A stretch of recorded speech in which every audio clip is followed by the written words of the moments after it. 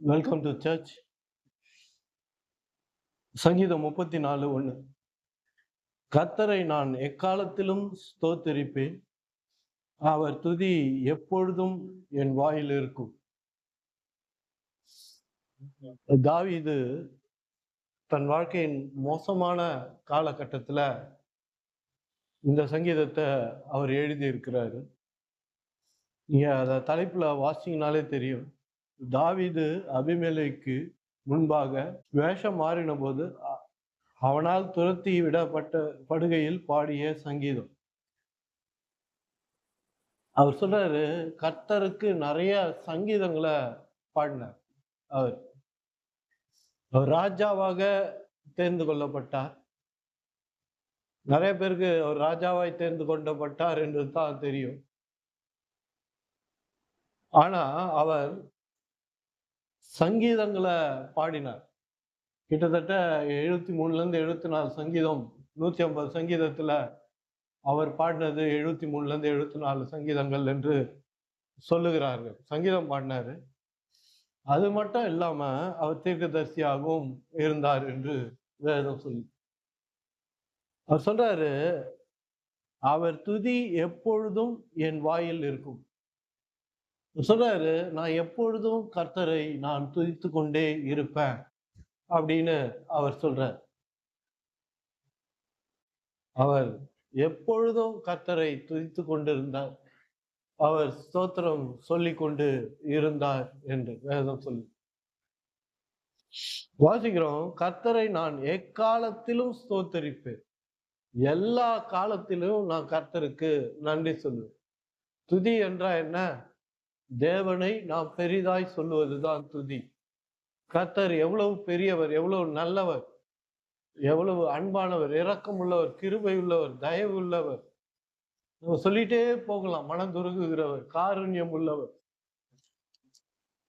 அப்படின்னு நம்ம சொல்லிட்டே போகலாம். அப்போ அவரை துதிக்கணும், கர்த்தரை நாம் துதிக்கணும்.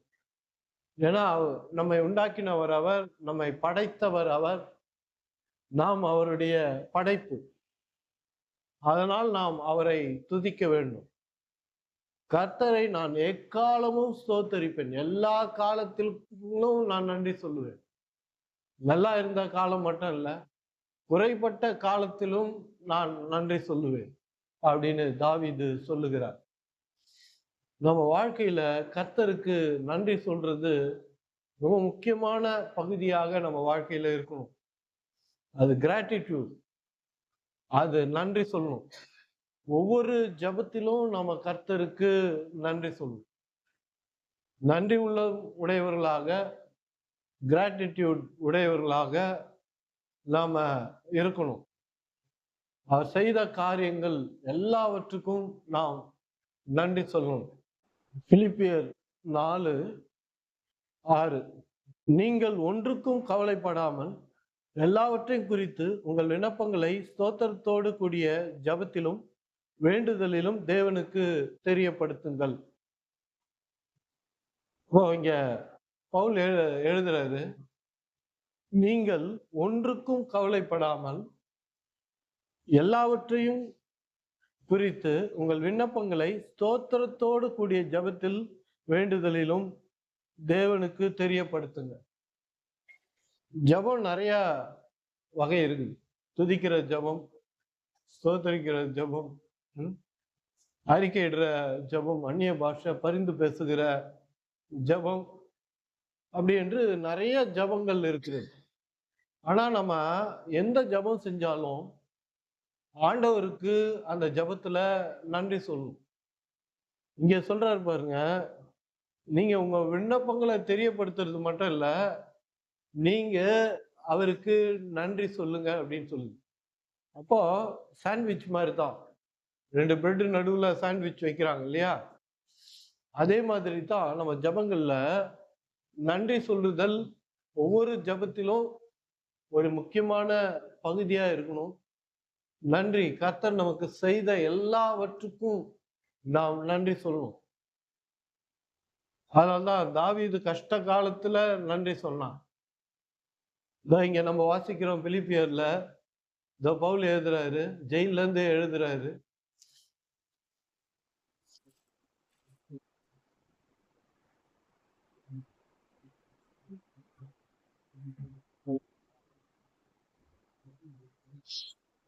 பிலிப்பியர் 1:7 சொல்றாரு, என் கட்டுகளிலும் நான்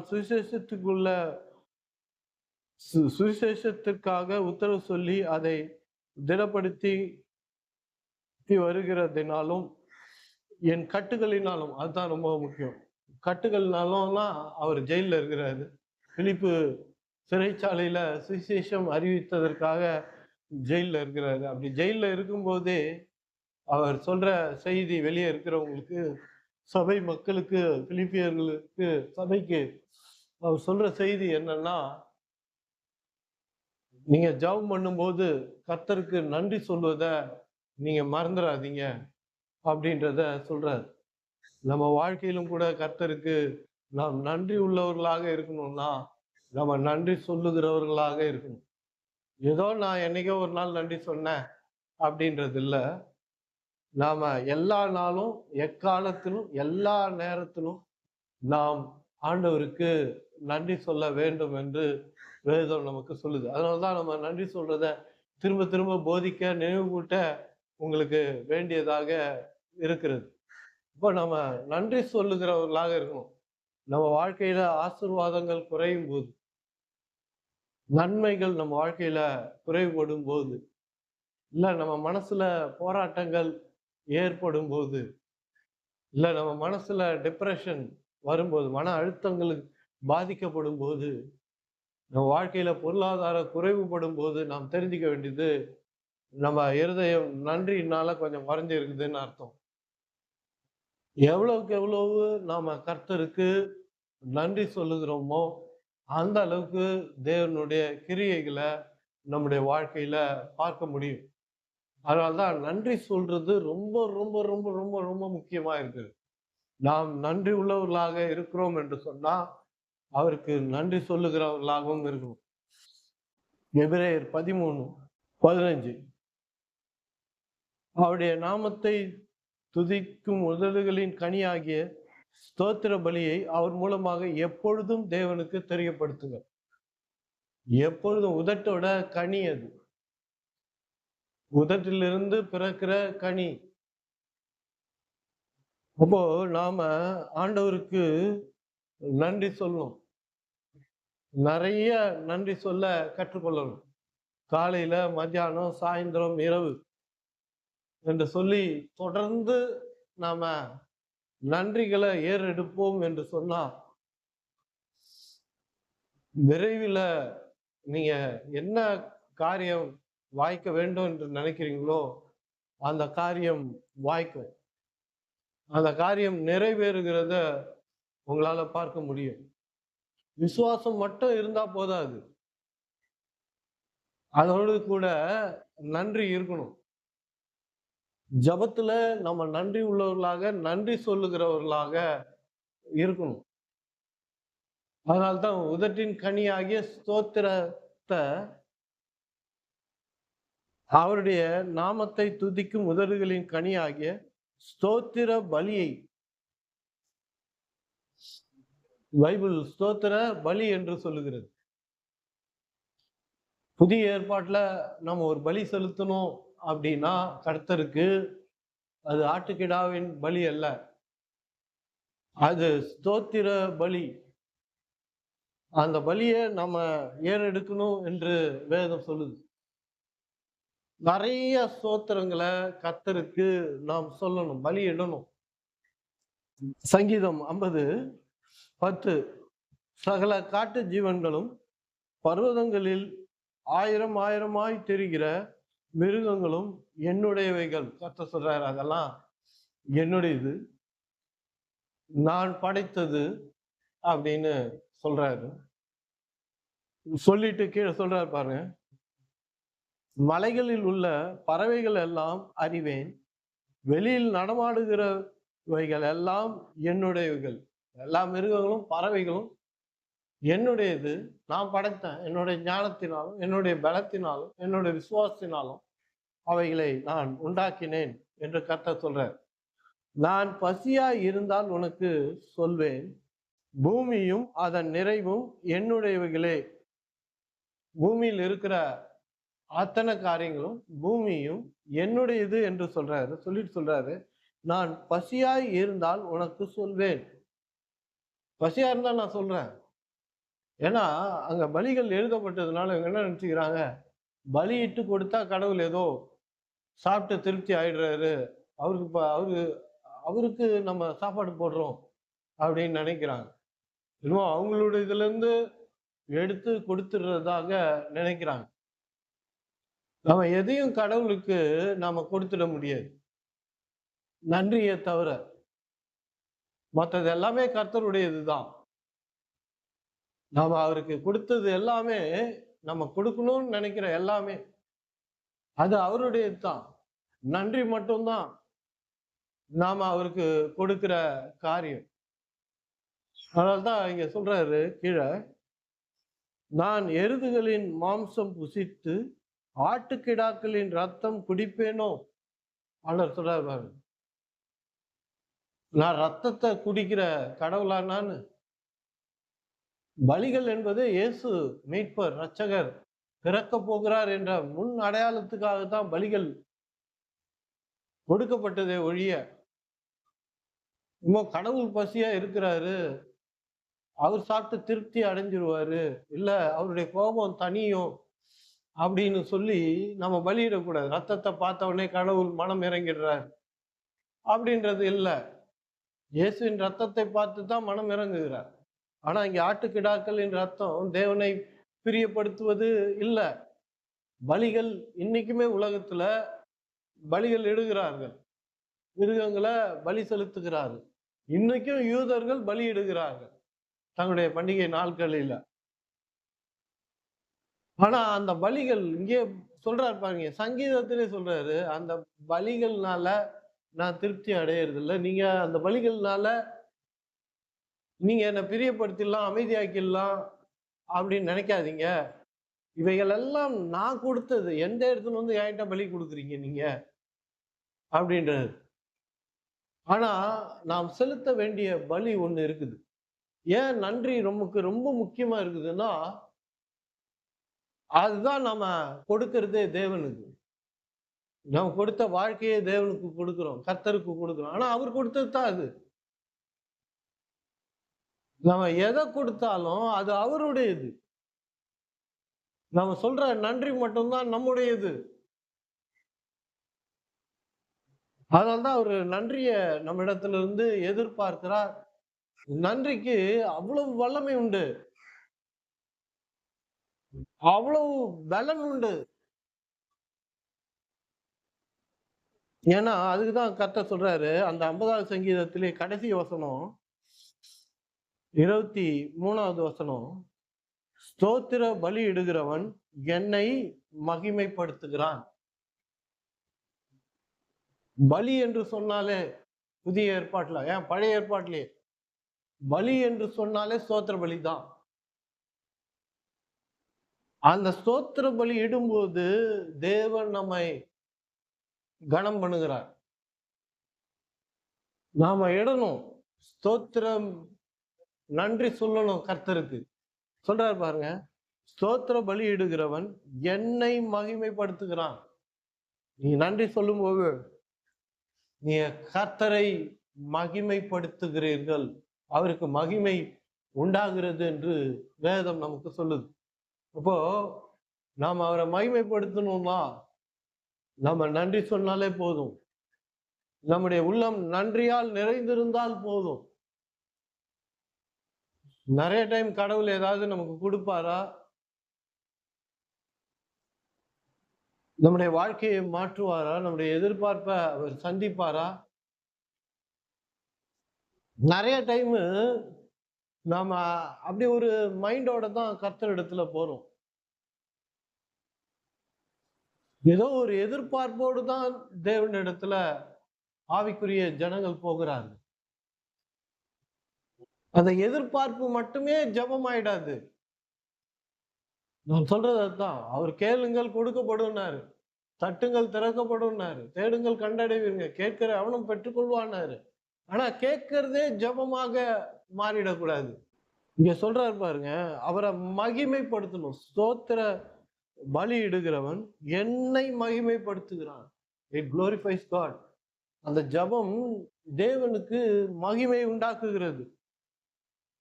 14வது வசனம் வரும் அதுலயே, 50வது சங்கீதத்துல. நீ தேவனுக்கு ஸ்தோத்திர பலியிட்டு உன்னதமானவருக்கு உன் பொருத்தனைகளை செலுத்தி.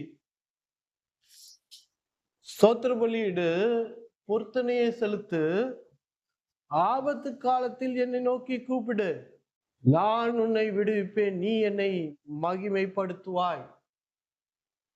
ஆபத்து வரும்போது என்னை கூப்பிடு அப்படின்றார்.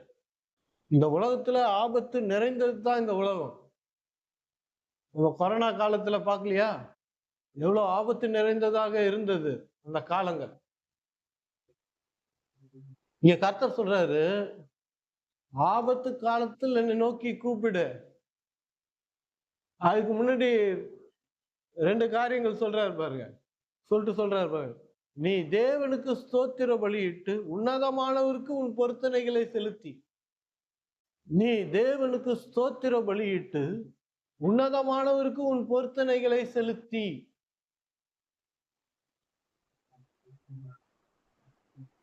நான் கற்றுக்கொண்ட முக்கியமான காரியங்கள்ல ஒண்ணு என்னன்னா, ஒரு தேவைன்னு இருக்குதுன்னா,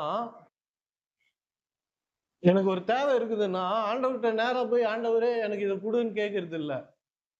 முதல்ல ஆண்டவருக்கு காணிக்கையை கொடுப்பேன்.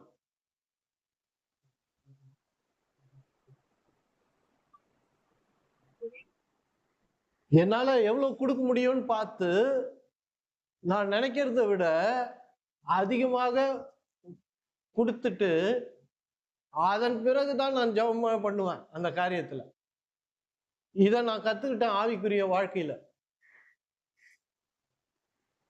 ஏன்னா பணம்ன்றது, காசுன்றது அது ஒரு விதை தான். விதை அது. ஏதோ கர்த்தருக்கு நான் லஞ்சம் கொடுக்குறேன்றது இல்லை.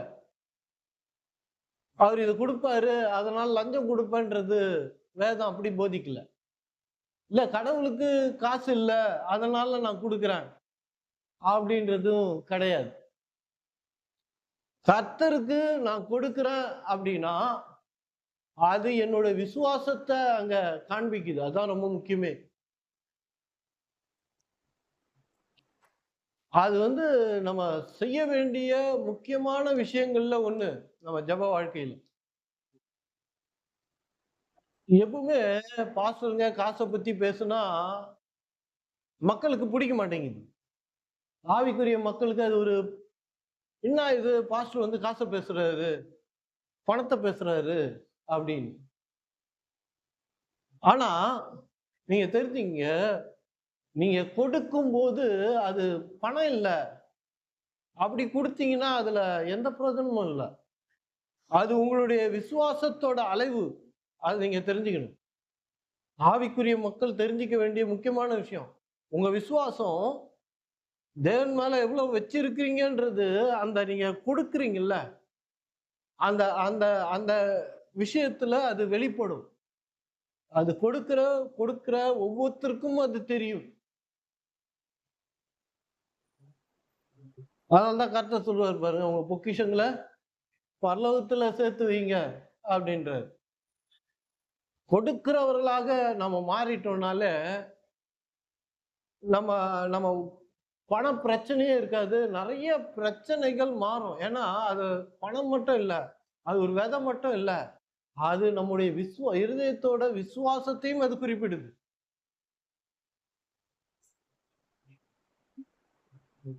இயேசு ஆலயத்துக்கு போகிறாரு. அங்க ஒரு கைம்பெண் அவள் வருகிறா. தன்னிடம் இருந்த 2 காசுகளை அவ போடுறா. மத்தவங்க எல்லாம் கட்டுக்கட்டா கொண்டு எல்லாம் போடுறாங்க. ஆனா இவ காசு விழுந்த போது அங்க பேசிட்டு இருந்தவர் திரும்பி பார்த்தார், யார் போடுறாங்க அப்படின்னு. ஏன்னா when we give money, நம்ம ஊழியத்துக்குன்னு கொடுக்கும் போது அங்க நம்முடைய விசுவாசத்தை அது வெளிப்படுத்துது. அதுதான் அங்க ரொம்ப முக்கியம். கொடுக்கிறவங்க அதையும் புரிந்து கொள்ளணும். இங்க சொல்றாரு பாருங்க, நீ உன் தேவனுக்கு ஸ்தோத்திர பலியிட்டு உன்னதமானவருக்கு உன் பொருத்தனைகளை செலுத்தி. நீ செலுத்தி சொல்றாரு. முடிஞ்ச பிறகு செலுத்துறது இல்ல பொருத்தனை. நிறைய பேர் நான் வேண்டிக்கினா இது நிறைவேறினா நான் இதை செய்யறேன் அப்படின்னு வேண்டிக்குவாங்க. ஜெபம் பண்ணும்போது ஏதாவது ஒரு பொருத்தனையை வேண்டிக்கிட்டு அது முடிஞ்ச பிறகு கொடுக்கறது அப்படின்னு. ஆனா நீங்க இங்க எடுத்து வாசிச்சு பாருங்க. செலுத்தி பொருத்தனையை முதல்ல செலுத்திரு அப்படின்றார். அதன் பிறகு என்ன ஆபத்து நாட்கள் வரும்போது என்ன கூப்பிடு, நான் உன்னை வந்து பாதுகாப்பேன் அப்படின்றார்.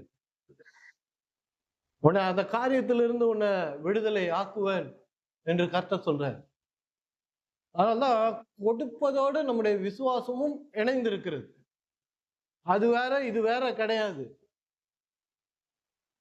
நம்முடைய விசுவாசத்தின் அளவு நம்ம கொடுப்பதின் அளவுல இருக்கிறது. அது அது கொடுக்கும்போது அது நமக்கு புரிகிறது. அப்ப சொல்றாரு, ஸ்தோத்திர பலியிடு,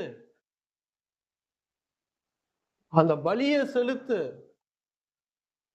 பொருத்தனைகளை செலுத்து.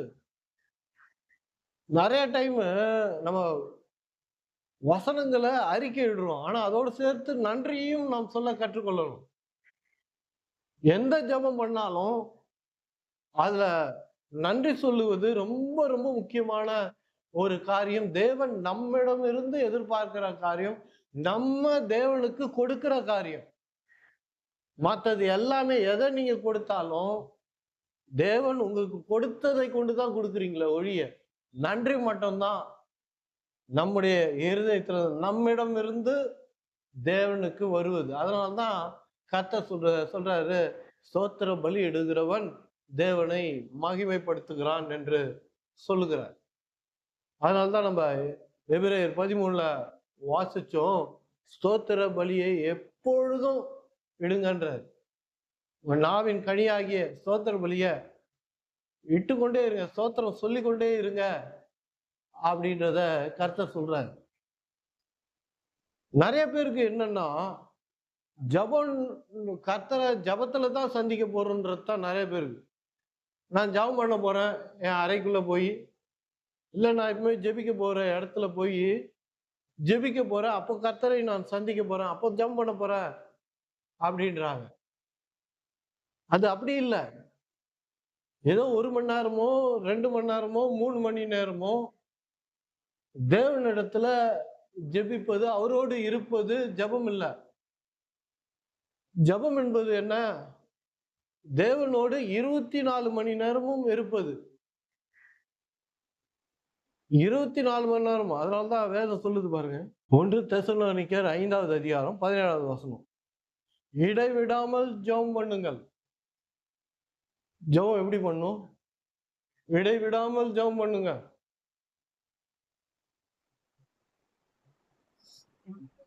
எல்லாவற்றிலேயும் ஸ்தோத்திரம் செய்யுங்கள், அப்படி செய்வதே கிறிஸ்து இயேசுக்குள் உங்களை குறித்த தேவனுடைய சித்தமாய் இருக்கிறது. இடைவிடாமல் ஜெபம் பண்ணுங்க. இடைவிடாமல் ஜெபம் பண்ண முடியுமா? யோசிச்சு பாருங்க. ஒரு இடத்துல உட்கார்ந்துன்னு இடைவிடாமல் ஜெபம் பண்ண முடியுமா அப்படின்னா பாசிபிள் கிடையாது. நம்ம சாப்பிடணும், தூங்கணும் இல்லையா, குளிக்கணும், வெளியே வேலையெல்லாம் செய்யணும். எப்படி இடைவிடாமல் ஜெபம் பண்ண முடியும்? கேப்பே விடாம ஜெபம் பண்ணுங்கன்னு எப்படி பண்ண முடியும்? அப்படின்னா நாம் நன்றி சொல்லிக்கொண்டே இருக்கணும் மனசுல. பரலோகத்துல சராபீன்கள் தேவனை சூழ்ந்து அவர்கள் துதித்து கொண்டே இருக்கிறாங்க. கெருபீன்களும் சராபீன்களும் துதித்து கொண்டே இருக்கிறாங்க. எந்நேரமும் துதித்து கொண்டே இருக்கிறாங்க. நான் ஸ்டாப்பா துதித்து கொண்டே இருக்கிறாங்க. அவங்களுடைய வேலையே அதுதான். அந்த வானதூதர்களுக்கான வேலை அதுதான். அவரை துதித்து கொண்டே இருக்கணும். கர்த்தர் பாருங்க, தன்னை துதிக்கணும் என்று சொல்லி வானதூதர்களை ஏற்படுத்தி இருக்கிறார். அது எவ்வளவு முக்கியம் பாருங்க. அதனால்தான் கர்த்தர் சொல்றாரு, இஸ்ரவேலின் துதியின் மத்தியில வாழ்கிறவர் நான் அப்படின்றார். சங்கீதம் 22:3, இஸ்ரவேலின் துதிகளுக்குள் வாசமாய் இருக்கிற தேவரீர் பரிசுத்தர். அப்போ பரலோகத்துல அவர் அதுக்குன்னு வானதூதர்களை ஏற்படுத்தி அவர் துதித்து ஸ்தோத்தரித்து கொண்டு இருக்கும்படியாக, அவரை துதிக்கும்படியாக வைத்திருக்கிறார். ஏன்னா கர்த்தர் எங்க இருக்கிறாரோ அங்க துதியும் ஸ்தோத்திரமும் இருக்கும். அவர்களை பரிசுத்தர் பரிசுத்தர் பரிசுத்தர் என்று சொல்லிக் கொண்டே இருக்கிறாங்க.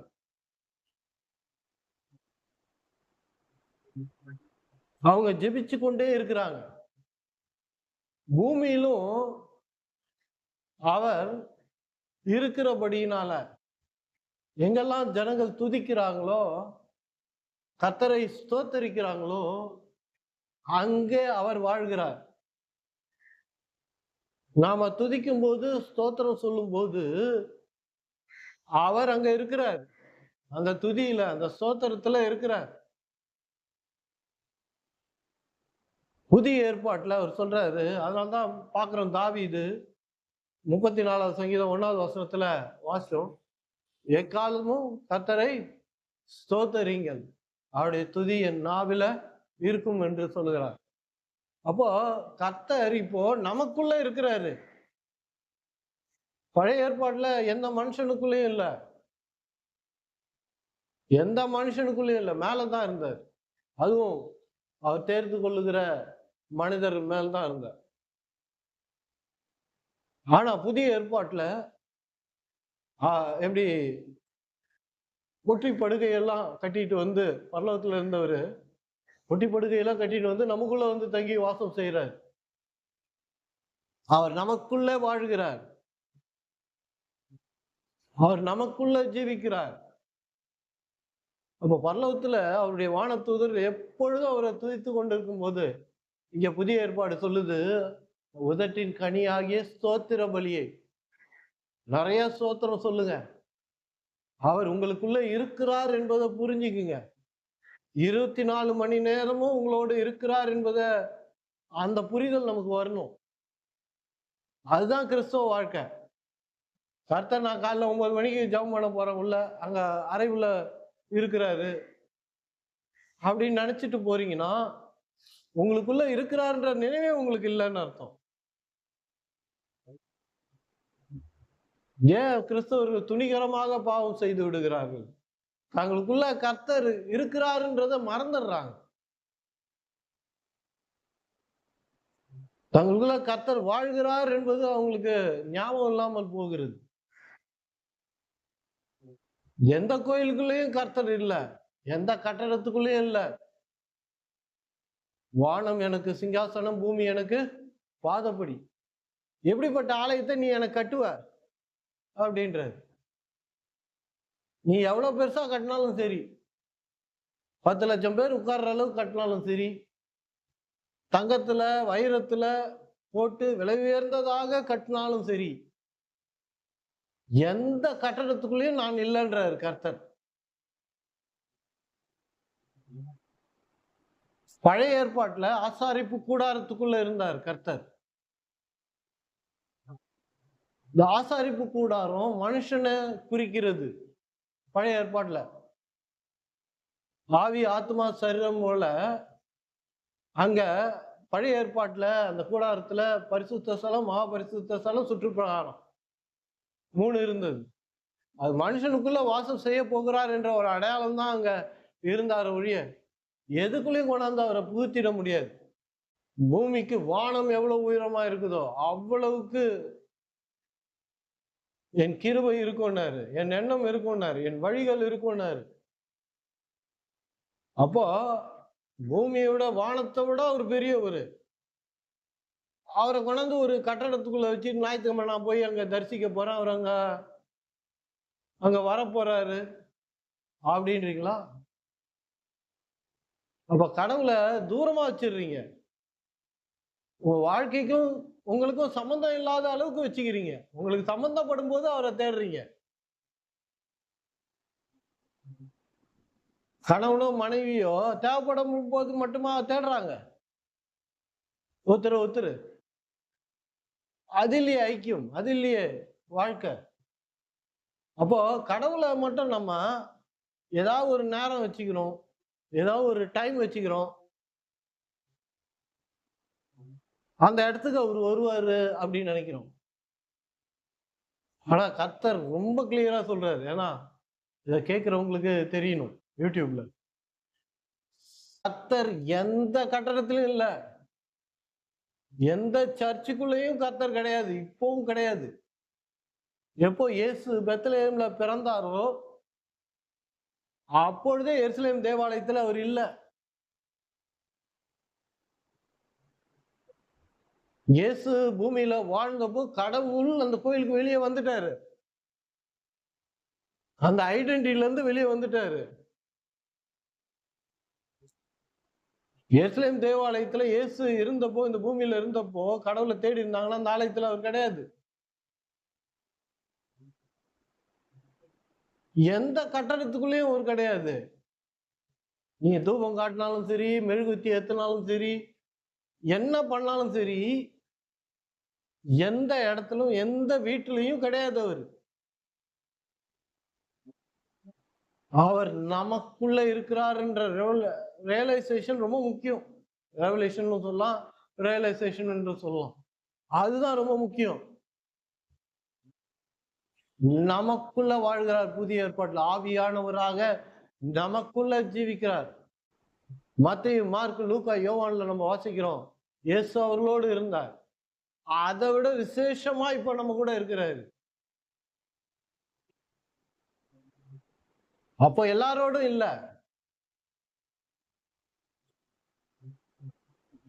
அப்போ சீடர்களோடு இருந்தார். எல்லா நேரத்திலும் இல்ல அவரு சீடர்களோடு.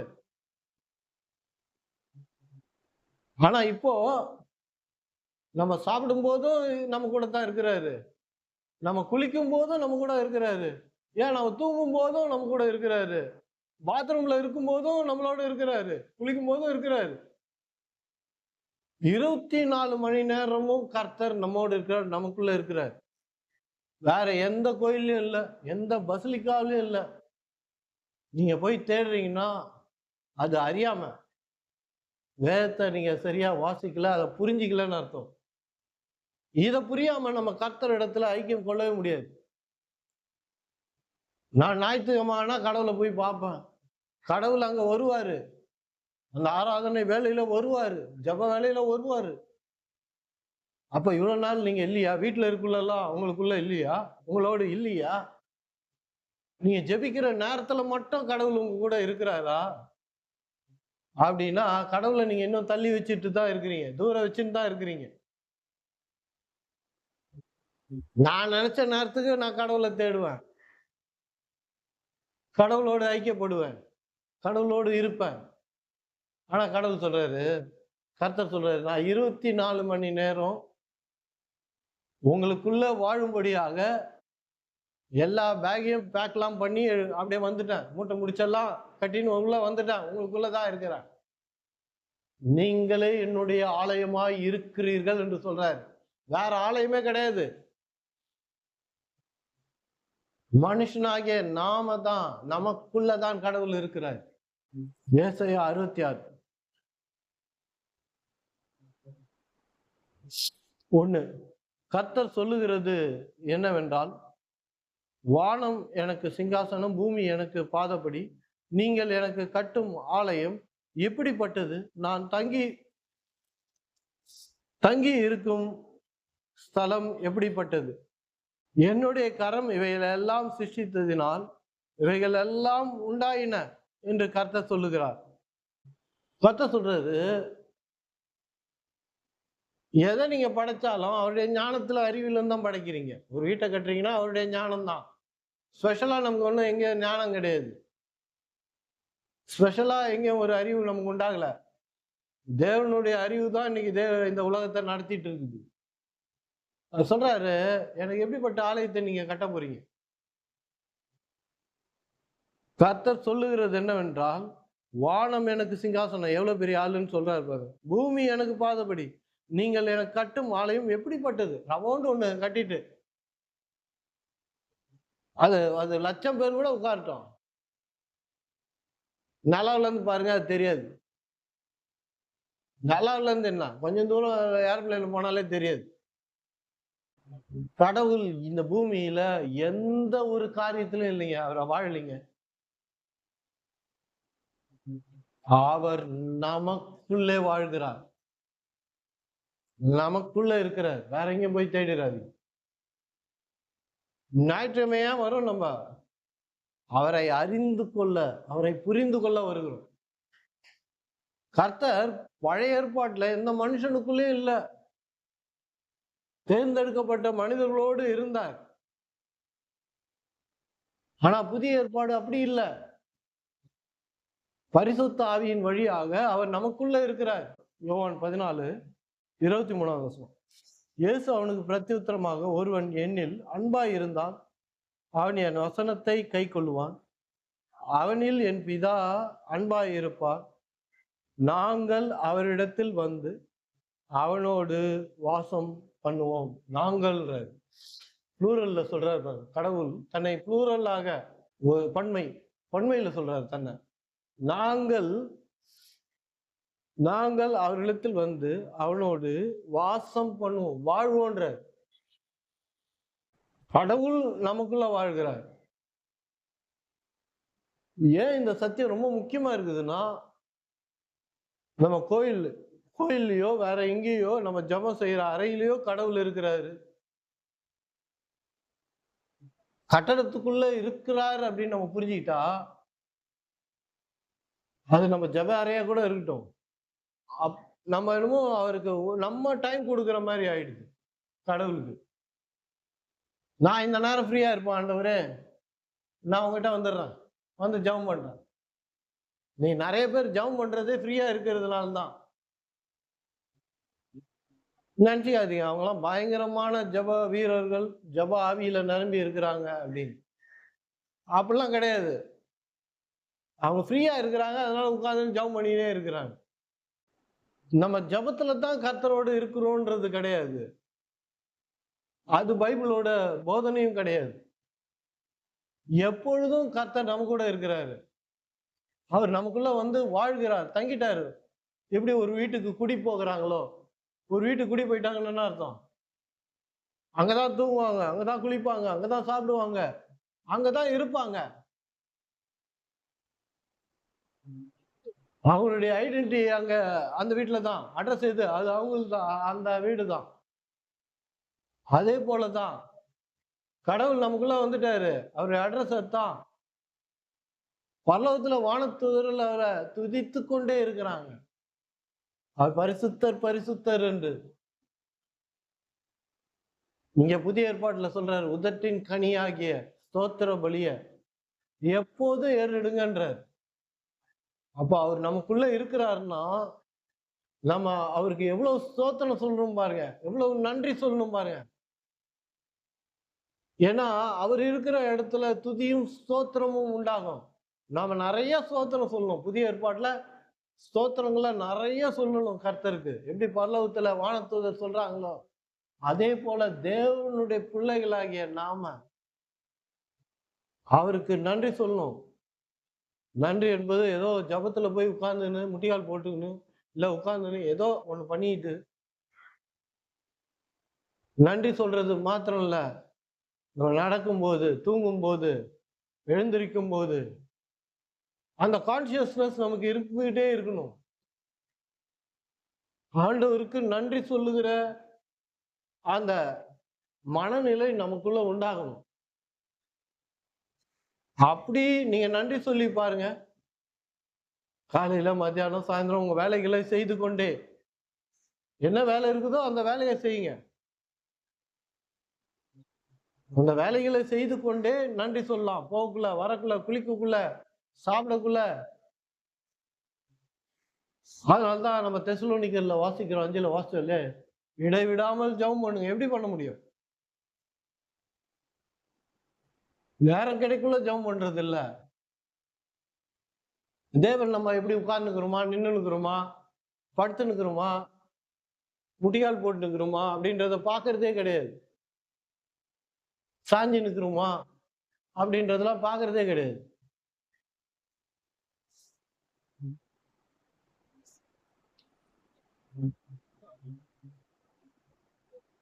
அவர் நம்முடைய ஜெபத்தை அவரு எந்த பொசிஷன்ல இருந்தாலும் நம்ம ஜெபத்தை கேட்பாரு. படுத்துக்கினே ஜெபம் பண்ணாலும் கேட்பாரு. நீங்க ஃபிளைட்ல பறந்து கொண்டே இருந்தீங்கன்னா அங்க ஃபிளைட்ல ஜெபம் பண்ணாலும் கேட்பாரு. வண்டியில போயினே இருக்கிறீங்க, மனசுல நன்றி சொன்னீங்கன்னா அது ஜெபம். முட்டிக்கால் போட்டா தான் கடவுள் கேட்பாரு. முழங்கால் போட்டா தான் கேட்பாரு. அப்படின்னா கடவுளை நீங்க தள்ளி வைக்கிறீங்கன்னு அர்த்தம். நான் முழங்கால் எப்போ போடுவேன்? ஜெப அறைக்குள்ளதான் போய் போடுவேன். அதுதான் ஜெபமா? இல்ல. விசுவாசத்தினால் நம் வாயிலிருந்து வருகிற ஒவ்வொரு வார்த்தையும் நன்றியும் கூட ஜெபம் தானே. அப்போ கர்த்தர் நமக்குள்ள இருக்கிறார்ன்றதை நம்ம புரிஞ்சிருச்சுன்னா மனசுல நம்ம நன்றி சொல்லிக்கொண்டே இருப்போம். நன்றி சொல்லுகிறவர்களாக மாறணும். நம்ம காலையில, மத்தியானம், சாயந்தரம் ஒரு இடத்துல தான் நின்று சொல்லணும்னு அவசியம் இல்லை. நீங்க என்ன ஜெபம், என்ன விண்ணப்பம், எதை நீங்க தேவன் முன்னாடி வச்சாலும் நிறைய நன்றி சொல்ல உங்களுக்கு தெரியும்னா, நன்றி உள்ள இருதயம் உங்களுக்குள்ள இருக்குதுன்னா, அந்த ஜெபம் ரொம்ப விரைவா கேட்கப்படும். அந்த ஜெபத்துக்கு விரைவாக நமக்கு பதில் வரும். உள்ளவன் இடத்துல கொடுக்கப்படும், இல்லாதவன் இடத்துல இருக்கிறதும் எடுக்கப்படும் வேதம் சொல்லுது. நன்றி உள்ளம் உடையவனுக்கு கொடுக்கப்படும், நன்றி இருதயம் உள்ளவனுக்கு கொடுக்கப்படும். எந்த இருதயத்துல நன்றி இல்லையோ உள்ளதும் எடுக்கப்படும் அப்படின்றார். லூக்கா 17:17 அவர் கிராமத்தில் பிரவேசித்த போது குஷ்டரோகம் உள்ள மனுஷர் 10 பேர் அவருக்கு எதிராக வந்து தூரத்துல நின்று, 10 குஷ்ட ரோகிகள் வந்து தூரமா நிக்கிறாங்க. எதுக்காக வர்றாங்க? எதுக்காக இயேசு முன்னாடி தூரமாக நிக்கிறாங்க? அவங்க விசுவாசத்தோட வந்திருக்கிறாங்க. அவர் சுகமாக்குவார் என்ற அந்த விசுவாசத்தோட நம்பிக்கையோட அந்த இடத்துக்கு வந்துக்கிறாங்க. இயேசு ஐயரே எங்களுக்கு இறங்கும் என்று சத்தமிட்டார்கள். மனம் இறங்கும் என்று சத்தமிடுறாங்க. அவர்களை அவர் பார்த்து, நீங்கள் போய் ஆசாரியனுக்கு உங்களை காண்பீங்கள் என்றார்.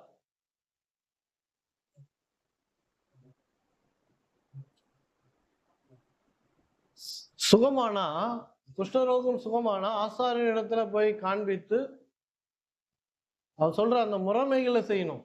செஞ்ச பிறகு அவங்க சர்டிஃபை பண்ணுவாங்க. அவங்க பார்த்து காதுகளை, கை பெரு விரல்களை, கால் விரல்களை அவங்க செக் பண்ணுவாங்க. ஆசாரியர் குஷ்டரோகம் இல்லை அப்படின்னு தெரிஞ்ச உடனே அவர்ல இனிமேல் நீங்க ஊருக்குள்ள போகலாம். அது வரைக்கும் ஊருக்குள்ள வரக்கூடாது. இவங்க இயேசுவிடத்துல வருகிறார்கள் அன்கிளீனாக, பாவிகளாக, பரிசுத்தம் இல்லாதவர்களாக அவர்கள் எண்ணப்பட்டார்கள். ஆனா அவங்க இயேசு கிட்ட வராங்க பாருங்க. பரிசுத்தத்தோட தான் இயேசு கிட்ட வரணும்ன்ற அவசியமே கிடையாது. பரிசுத்தமா இருக்கிறவங்க எல்லாம் கர்த்தரிடம் இருக்கிறாங்கன்றது அர்த்தம் கிடையாது. ஊதாரி மைந்தன் ஓமையிலே அது நமக்கு தெரியும் பாருங்க. அவன் எல்லாவித பாவங்களையும் செய்து தன்னுடைய சொத்துக்கிட்டு எல்லாத்தையும் அழிச்சிட்டு வந்து நிக்கிறான். ஆனா அவன் பண்ணது என்னன்னா, என் தகப்பனிடத்துல போவேன், அவர் என்ன பிள்ளைய ஏத்துக்கலனாலும் பரவாயில்ல, அவர்கிட்ட போயிடுவேன், நான் அவர் வீட்டுக்கு போயிடுவேன், அவர் இடத்துல நான் போயிடுவேன், அவர் ஏத்துக்கலனாலும் பரவாயில்ல அப்படி என்று சொல்லி போகிறான். நம்ம வாசிக்கிறோம், அவர் ஓடி வந்து கட்டி முத்தமிட்டு அவனை வீட்டுக்குள்ள அழைத்து போய் அவனுக்கு உயர் ரக ஆடைகளையும் மோதிரங்களையும் பாத ரச்சைகளையும் கொடுத்து கெடா விருந்து போடுறாரு.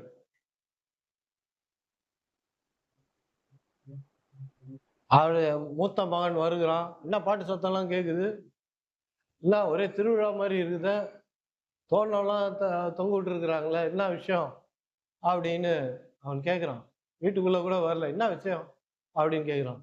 அப்ப அங்க இருக்கிறவங்க சொல்றாங்க, உங்க உங்களோட தம்பி வீட்டுக்கு வந்துட்டான் அப்படின்னு சொன்ன உடனே, எல்லாம் கவனிங்க. அவன் அவன் தன் தகப்பனுக்கு எல்லா வேலைகளையும் கீழ்ப்படிந்து செஞ்சான். வேதம் அப்படிதான் சொல்லுது. அவன் கீழ்ப்படிந்து இருந்தான். ஆனா நல்லா கவனிச்சீங்கன்னா தெரியும் உங்களுக்கு. அவன் வீட்டுக்குள் போக மனதில்லாதவனாக இருந்தான் என்று. Self righteousness. நான் எல்லாத்தையும் கரெக்டா பண்ணிட்டேன். அப்பதான் கடவுள் என்னை ஏத்துக்குவாரு அப்படின்ற நம்பிக்கை நிறைய ஆவிக்குரிய மக்களுக்கு நிறைய பேருக்கு இருக்குது. இதுதான் அவர்களை கெடுத்து போடுது. இந்த மூத்த குமாரன் போல அவன் வீட்டு வாசப்படியிலே வெளியே நிக்கிறான் பாரு. உள்ள வரமாட்டான். அவங்க அப்பா வந்து கூப்பிடுறாரு. இன்னைக்கும் கர்த்தர் நிறைய பரிசுத்தவான்கள் என்று நினைக்கிறவங்கள கூப்பிடுறாரு. வாப்பா வாப்பா அப்படின்னு. பரிசுத்தவான்கள்லாம் வெளியே தான் நிக்கிறாங்க. பாவிகள் தான் தேவனிடத்துல சுலபமாக சேர்ந்து விடுறாங்க. ஏன்னா அவங்களுக்கு ஒரு நம்பிக்கை, தேவன் பாவிகளை ஏற்றுக்கொள்ளுகிறார் என்று. இங்க நம்ம பாக்குறோம், இந்த குஷ்ட ரோகிகளுக்கு நம்பிக்கை இருக்குது. இயேசு நம்மளை தள்ளிட மாட்டாரு, நம்மள கல் எறிஞ்சிட மாட்டாரு. இவங்கெல்லாம் உள்ள வந்தாங்கன்னா தீட்டு தீட்டுன்னு சொல்லி மணி அடிச்சுன்னு வரணும். உள்ள வரக்குள்ள ஏதாவது வாங்கணும்னா அதுவும் மனிதர்கள் கிட்டே போக கூடாது. இங்கேயும் தூரமா தான் நிக்கிறாங்க. அவங்களுக்கு நம்பிக்கை இருக்குது, இயேசு கல் எறிய மாட்டார் அப்படின்றது. இயேசுவை அவர்கள் அறிந்திருக்கிறார்கள். இயேசு கல் எறிய மாட்டாருங்க பாவியை பார்த்து. நிறைய பேர் அப்படிதான் போதிக்க ஆரம்பிச்சிடுறாங்க. நீ பாவம் செஞ்சினா கர்த்தர் தண்டிப்பார், கல் எறிவாருன்றாங்க. வேற ஒண்ணும் இல்லை. இங்க இவங்க வந்து நிக்கிறாங்க, 10 பேரும் தூரமா நிக்கிறாங்க.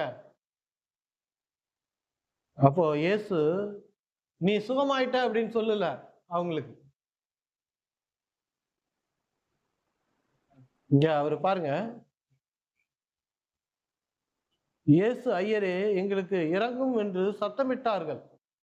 அவர்களை அவர் பார்த்து, நீங்கள் போய் ஆசாரியனுக்கு உங்களை காண்பீங்கள் என்றார். 10 பேர் வந்த பிறகு அவர் சொல்றாரு, நல்லா கவனிங்க, ஒருத்தன் வரல, 10 பேர் வந்துக்கிறாங்க. போய் ஆசாரியன் இடத்துல காண்பீங்க அப்படின்ற. ஆசாரியர்கள் நம்ப மாட்டாங்க. வாழ்நாட்கள்ல சில ஆசாரியர்கள் குஷ்டரோகி சுகமானதை பார்த்தே இருக்க மாட்டாங்க. இவங்க இயேசுவை நம்பல, இவங்க மீட்பர் ரட்சகர் என்று அவங்க நம்பல. இந்த ஆசாரியர்களுக்கும் தான் தேவன், தான் கடவுள் நம்மளை எதிர்த்து நிக்கிறாங்க, எதிர்த்து போராடுகிறார்கள், பேசுறாங்க. அவர் மெசையா கிடையாது அப்படின்றாங்க. அவங்களையும் அவரு விட்டுல. அவங்களுடைய அவிசுவாசம், அவநம்பிக்கை இதெல்லாம் பார்த்துட்டு ஒரு ஆள் அனுப்புனா இவங்களாம் மனம் திரும்ப மாட்டாங்க. 10 பேர் அனுப்புவோம் தான் அனுப்புறாரு. இங்க சொல்றாரு, ஆசாரின் இடத்துல போய் காண்பீங்கன்னு. அவர் சொன்ன போது இவங்க சுகம் அடைஞ்சாங்களா? கிடையவே கிடையாது. அப்பொழுதும் அவர் மேல அந்த குஷ்டரோகம் இருந்தது. ஆனா அவர் சொல்றாரு, நீ போய் ஆசாரின் இடத்துல காண்பி என்றார்.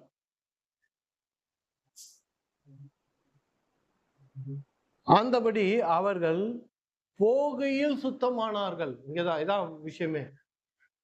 அவர் என்ன சொன்னாரோ அதுக்கு கீழ்ப்படிந்தார்கள். இயேசு இடத்துல அவங்க நான் விவாதம் பண்ணல. ஆண்டவரே எங்க நீ சுகமாவலையே, நீங்க போய் ஆசாரிய இடத்துல போய் காட்டுங்கன்றீங்க, நாங்க அப்படியே தானே வந்தபடி தானே இருக்கிறோம், எங்களை சுகப்படுத்துங்க. நான் நான் போய் அவங்க கிட்ட காமிக்கிறேன் அப்படின்னு சொல்லல. அவர் சொன்னார் ஆசாரிய இடத்துல போங்கன்னு உடனே இவங்க கிளம்பி போயிட்டாங்க. அவங்க கொஞ்சம் அடி தூரம் எடுத்து வைக்கும் போதெல்லாம் குஷ்டரோகம் தான் இருந்தது. அவர் இருந்த தூரத்துல இருந்து ஆசாரியன் இருக்கிற இடம் ரொம்ப தூரமா கூட இருந்திருக்கும். அவர்கள் ஒரு அடியா எடுத்து வைக்கும் போதும் அவங்க கர்த்தர் மேல நம்பிக்கையோட வந்திருக்கிறாங்க.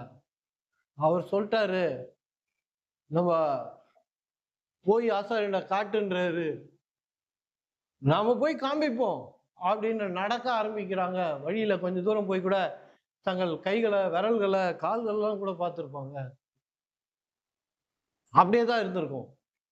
வேதம் இங்க சொல்லுது பாருங்க, போகையில். அப்புறம் கொஞ்சம் தூரம் போயிட்டாங்க. போன பிறகு கொஞ்சம் பாக்குறாங்க, கொஞ்சம் சுகமான மாதிரி இருக்குது.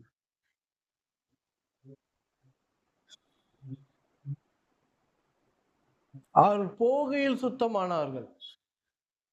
அவங்க போக போக அதான் விசுவாசம்.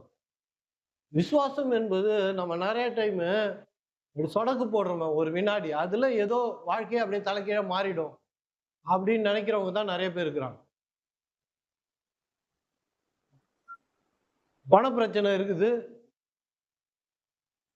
10 லட்சம் கடை, ஒரே நொடியில கடவுள் கொண்டாந்து ஜபம் பண்ணும்போது நமக்கு முன்னாடி வச்சுட்டு போவாரு அப்படின்னு நீங்க நினைக்கிறீங்களா? விசுவாசம் அது கிடையாது.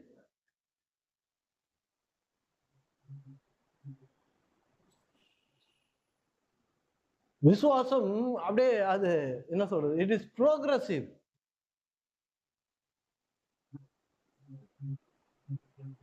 இவர்கள் அடி எடுத்து வச்சு நடக்க ஆரம்பிக்கிறாங்க. கொஞ்சம் தூரம் போனப்போ உங்க உடம்புல சுகம் தெரியல.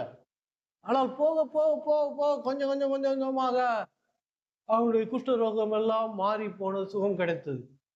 நிறைய ஆவிக்குரிய மக்கள் கூட வியாதியில, நோய்கள்ல போராடுறாங்க. என்ன நினைக்கிறாங்க, டக்குன்னு ஒரு நாள் ஏஞ்ச உடனே நல்லாயிடுவோம், இல்ல ஜெபம் பண்ணினே இருக்குள்ள டக்குன்னு நல்லா ஆகும் அப்படின்னு. மிராக்கிள் உண்டு, அற்புதங்கள் உண்டு, அதிசயங்கள் உண்டு. தேவனிடம் செய்கிறார், அந்த மாதிரி செய்கிறாரு.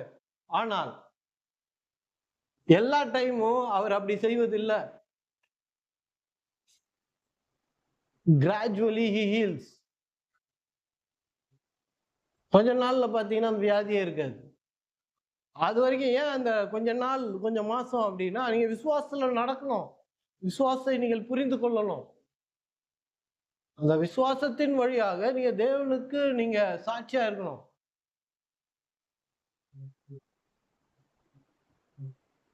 இங்க 10 பேரை அந்த ஆசாரிய இடத்துல கர்த்தர் அனுப்புறாரு, இயேசு அனுப்புறாரு. அந்த ஆசாரியன் மனம் திரும்பினான்னா என்னன்னு தெரியல எனக்கு. 10 பேரையும் காது, விரலு, கால் விரலு, கை விரல் எல்லாம் செக் பண்ணியிருப்பான். கம்ப்ளீட்டா குணமாயிருக்கும். ஒருத்தர் 2 பேர் இல்ல, 10 பேர். அவர்கள் கிளம்பி வந்தாங்க, அற்புதத்தை பெற்றுக்கொண்டாங்க, வீட்டுக்கும் போயிட்டாங்க. ஒதுக்குப்புறமா இருந்தாங்க. மனிதர்களால், சமுதாயத்தினால புறக்கணிக்கப்பட்டவர்களாக அவர்கள் இருந்தார்கள். புறம்பே தள்ளப்பட்டவர்களாக இருந்தாங்க. இன்னைக்கு ஒரே நாள் அவர்கள் எடுத்த முடிவு, இயேசு முன்னாடி போய் நின்னுணும், விசுவாசத்தோடு அவர்கிட்ட கேட்கணும், நாம வீடு திரும்பிடுவோம் இன்னைக்கு அப்படின்ற அந்த நம்பிக்கையோடு போனாங்க. வீடு திரும்பிட்டாங்க 10 பேரும். அவர்களில் ஒருவன் தான் ஆரோக்கியமானதை கண்டு திரும்பி வந்து உரத்த சத்தத்தோடு தேவனை மகிமைப்படுத்தி வந்து, உரத்த சத்தத்தோடு 11வது வசனத்துல இயேசுவை சுகப்படுத்துங்கன்னு கேட்கும்போது சத்தமிட்டார்கள் என்று எழுதியிருக்கு. சுகமாகி இயேசு இடத்துல வந்து நிக்கிறாங்க. வந்து நின்னப்போ அந்த ஒருவன் மட்டும் தான் வரான், அந்த 9 பேர் வரல. அங்க எழுதப்பட்டிருக்கு பாருங்க,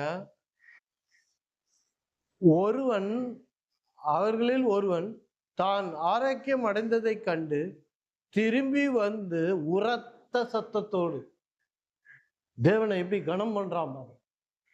சத்தம் அங்க முக்கியம் இல்ல, அங்க அவனுடைய இருதயத்தை அது குறிப்பிடுது. சும்மா வாழ் வாழ்னு கத்துறது இல்ல ஜபத்துல. நம்முடைய இருதயத்திலிருந்து அவனுடைய இருதயத்திலிருந்து உணர்ந்து உண்டாகிற சத்தம் அது. அவன் எத்தனை நாள் அந்த குஷ்ட ரோகத்தினால இருந்தான்னு தெரியல, எத்தனை வருஷம் இருந்தான்னு தெரியல. இவன் அதுவும் குஷ்ட ரோகிகளோடு அடைப்பட்டு கிடந்தான். புறக்கணிக்கப்பட்டவனாய் இருந்தான். குளிக்கிறதுக்கு தண்ணி கிடையாது, சாப்பாடு கிடையாது, சரியா தூங்குற இடம் கிடையாது, ஒரே நாத்தமான இடம்,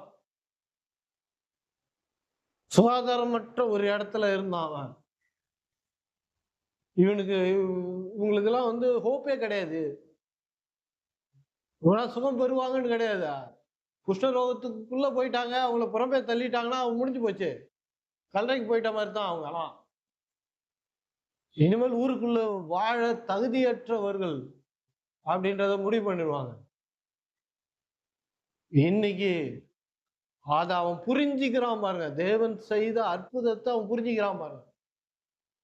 அதனால அவனுடைய இருதயம் அந்த நன்றியால நிரம்பினதுனால அவன் சத்தம் விடுறான். அல்லேலூயா அல்லேலூயான்னு கத்தல, 4 பேரை எழுப்புற மாதிரி பாருங்க. தேவனை மகிமைப்படுத்தி திரும்பி வந்து உரத்த சத்தத்தோடு தேவனை மகிமைப்படுத்தி அவருடைய பாதத்தின் முகம் குப்புற விழுந்து. இதை பார்த்துட்டு நிறைய ஆவிக்குரிய மக்கள் அப்படியே முகம் குப்புற விழுந்தா கடவுளுக்கு பிடிச்சிரும், கடவுள் பிரியப்பட்டுருவாரு. முகம் குப்புற விழணும், அந்த அந்த பாய்ஸ்டரை பார்த்து தான் கடவுள் செய்யறாரு அப்படின்றத அவங்க நினைக்கிறாங்க. இங்க அவன் முகம் குப்புற காலில் ஊந்தது இல்லை, அவனுடைய இருதயம் அவன் மேல நன்றி உள்ளதாக. எப்படி நன்றியை காட்டுறதுன்னு அவனுக்கு தெரியல. அவன் நன்றியை எப்படி காட்டுறான் பாருங்க, சத்தமாக கத்துறான். அவனுக்கு தெரிஞ்சது அதுதான். முழங்கால் குப்புற விழுந்து நன்றியை வெளிப்படுத்துறான். இன்னைக்கு நம்ம முழங்கால் குப்புற விழுந்து நன்றி சொல்ல வேண்டிய அவசியம் இல்லை. நம்ம இருதயத்துல நம்ம எப்படி நன்றி சொல்வது, நன்றி உள்ளவங்களா இருப்பது என்ற போதனையை நம்ம சபைக்கு கேட்கிறோம், கேட்டிருக்கிறோம். குட்டிக்காரனெல்லாம் அடிக்க வேண்டியது இல்லை. சொல்றாரு அவருடைய பாதத்துல முகம் குப்புற விழுந்து அவருக்கு ஸ்தோத்திரம் செலுத்தினான். அவன் சமாரியனாய் இருந்தான். அவன் சமாரியான யூதனா இல்ல. அப்போது இயேசு சுத்தமானவர்கள் 10 பேர் அல்லவா, மற்ற 9 பேர் எங்கே என்றார். இவங்க இயேசுவின் கண் முன்னாடி சுகமாகல. இவங்க தூரமா நடந்து போயிட்டாங்க, கண்ணு பார்வை இல்லாதப்போ அவங்க சுகமானாங்க. இயேசு பார்த்தாரா இவங்க சுகமானாங்கன்னு? இங்க இருந்து பார்த்தாரா? ஏன் வெளிப்பாடு உண்டாச்சா இயேசுக்கு? நம்ம அனுப்புறோம், வழியில சுகம் பெற்றாங்கன்னு அவருக்கு மனசுல ஒரு வெளிப்பாடு வந்துச்சா? கிடையாது. அவர் நீ ஆசாரியத்துல போய் காட்டுன்னு சொன்ன போதே அவருக்கு தெரியும் சுகமாயிட்டாங்க அப்படி. அவ்வளவுதான் அவருக்கு. அப்பவே சுகமாயிட்டாங்க. ஆனா அவங்க உடம்புல அந்த சுகம் தெரியல, அந்த குஷ்டரோகம் இருந்துகிட்டே தான் இருந்தது. அவரை பொறுத்த வரைக்கும் சுகமாயிட்டாங்க 10 பேரும். இங்க விசுவாசத்தின்படி தான் கேட்கிறாரு அவரு. 10 பேரும் சுகமாயிட்டாங்களே, எங்க மத்த 9 பேர் அப்படின்னு கேட்கிறாரு. தேவனை மகிமைப்படுத்துறதுக்கு இந்த அந்நியனை ஒழிய மற்றவர்கள் திரும்பி வர காணமே என்று சொல்லி இங்க ஸ்பெசிஃபை பண்றாரு பாருங்க. வேதத்துல இருக்கிற ஒவ்வொரு வார்த்தையும் நம்ம கவனிக்கணும். சும்மா அப்படியே மனப்பாடமா இல்ல குரட்டாட்டமா அப்படியே படிச்சுட்டே போயிடக்கூடாது. நம்ம இங்க சொல்றாரு பாருங்க, தேவனை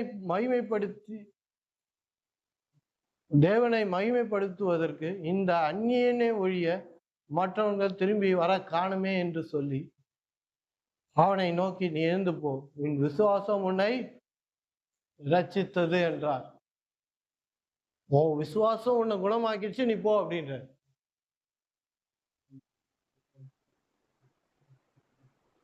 அந்நியனை தவிர நான் என்ன அர்த்தம்னா சமாரியன் எழுதியிருக்கு இல்லையா? மொத்த 9 பேர் யாரு? யூதர்கள்.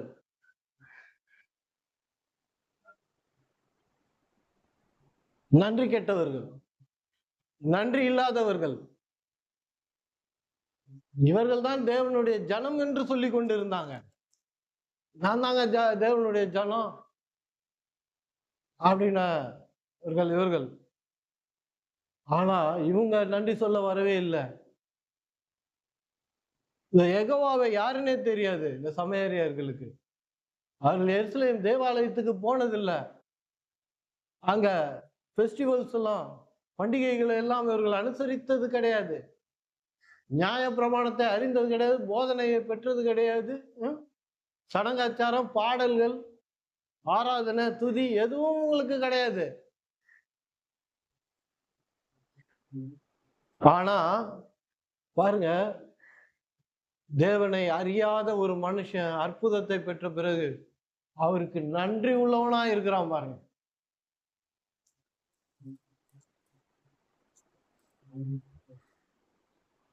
நாம தேவ ஜனமா இருப்பது முக்கியமானது. அதை விட இந்த வாழும் காலத்துல அவருக்கு நன்றி உள்ளவர்களா இருக்கணும். அவருக்கு நாம் நன்றி உள்ளவர்களாக இருக்க நாம் கற்றுக்கொள்ளணும். அது மிகப்பெரிய பாடம், ஆவிக்குரிய வாழ்க்கையோட மிகப்பெரிய பாடம். நன்றி சொல்றோம்னாலே, நம்முடைய ஜபத்துல நன்றிக்கு ரொம்ப முக்கியத்துவம் இருக்குதுனாலே நம்ம நன்றி உள்ளவர்களா இருக்கிறோம் என்பதுதான் அதை காண்பிக்கிறது. நம்முடைய இருதயம் நன்றியினால நிரம்பி இருக்கிறது என்பதைத்தான் அது காண்பிக்கிறது. அதனால்தான் இங்க இயேசு நன்றியை எதிர்பார்க்கிறார். எங்க காணோம் 9 பேரை அப்படின்றது. பிறகுதான் சொல்றாரு, உன் விசுவாசம் உன்னை ரட்சித்தது. அவன்கிட்ட தான் சொல்றாரு, மற்றவங்களுக்கு எல்லாம் சொல்ல. ஏன்னா அவங்க மறுபடியும் வரல. உன் விசுவாசம் உன்னை ரட்சித்தது, நீ எழுந்து போ, உன் விசுவாசம் உன்னை ரட்சித்தது என்றார். ஓ, சந்தோஷமாயிரு, மகிழ்ச்சியாயிரு. கர்த்தர் நமக்கு கொடுத்ததுல சந்தோஷம் உள்ளவர்களா இருங்க, நன்றி சொல்லுகிறவர்களா இருங்க. சும்மா கொடுத்துட்டாரு அப்படின்றது இல்ல, நன்றி உள்ளவர்களாக நாம் இருக்க கற்றுக்கொள்ளணும். நன்றி உள்ளவர்களா இருக்கிறோமா? அந்த நன்றிய எப்பொழுதும் அவருக்கு காண்பிக்கணும். ஆண்டவரே, என் இருதயம் நன்றி உள்ள இருதயம் தான், நன்றி உள்ளவனா நான் இருப்பேன் அப்படின்றத அந்த நன்றியின் வழியாக அவரிடத்துல நாம் வெளிப்படுத்தணும். அதுதான் ரொம்ப முக்கியமான காரியம். Praise the Lord. God bless. எல்லாரும் எழுந்து நிற்போம்.